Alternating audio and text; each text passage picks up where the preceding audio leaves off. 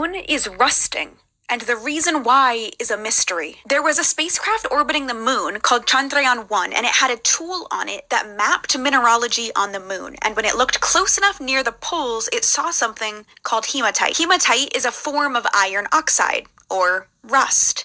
But it's produced when iron is exposed to water and oxygen, two things which the moon notoriously doesn't really have. And on top of that, the sun is constantly blasting the moon with hydrogen, which hinders the formation of hematite. So how is it forming? Here's what scientists think. It turns out that the moon does sometimes have a little bit of oxygen, not from its atmosphere, but because oxygen in Earth's atmosphere sometimes travels along the magnetosphere, which forms a tail behind it, and when the moon's in the right spot, that tail hits the moon. They did find more hematite on the side of the moon that faces Earth, so that makes sense. And the Earth's magnetosphere, magnetic tail, also blocks solar wind. So when the moon is in the right spot, it gets both oxygen and protection from that hydrogen. And they think that the water is from water molecules found in the lunar surface that are disturbed from dust particles pelting the moon.